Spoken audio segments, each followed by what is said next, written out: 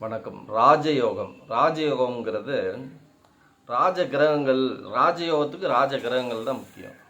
சூரியன், செவ்வாய், குரு, இந்த 3 கிரகமே ராஜயோக கிரகங்கள்.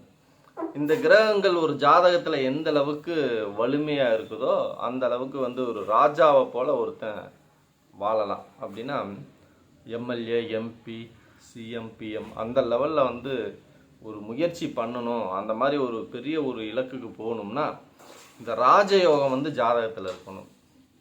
அப்போ சூரியன், செவ்வாய், குரு லக்னத்துக்கு 1, 4, 7, 10 இந்த இடங்களில் இந்த ராஜ கிரகங்கள் ஒன்று கூடியிருக்கலாம் அல்லது தனித்தனியாகவும் இருக்கலாம்.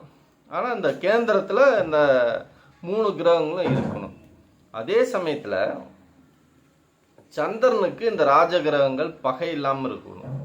சந்திரன் நீசமாகக்கூடாது. இப்படி ஒரு ஜாதகத்தில் இருந்தால் அந்த ஜாதகர் ராஜயோகம் பெறுவார். தன்னோட வாழ்க்கையில் அந்த திசைகள் வரும்போது, அந்த 3 கிரகங்களில் ஏதோ ஒரு திசைகள் வரும்போது, திசா புத்திகள் வந்தால் கூட சரி அந்த உயர்ந்த நிலைக்கு போவாங்க. சில பேர் பார்த்தீங்கன்னா சாதாரண ஏதோ ஒரு லெவலில் இருப்பாங்க. அந்த திசை வரும்போது இந்த குரு திசையோ, சூரியன் திசையோ, செவ்வாய் திசையோ, அந்த ராஜயோக திசை வரும்போது என்ன ஆகும்னா எம்எல்ஏ ஆகிடுவாங்க, எம்பி ஆகிடுவாங்க. ஒரு 5 வருஷத்துக்கு பவர்ஃபுல்லாக இருப்பாங்க லைஃப்பில். அதுக்கப்புறம் பார்த்தீங்கன்னா டவுன் ஆகிடும். ஆனால் அந்த ராஜயோக திசை நடக்கும்போது அந்த மிகப்பெரிய யோகத்தை கொடுக்கும். அதுதான் ராஜயோக யோகம். நன்றி.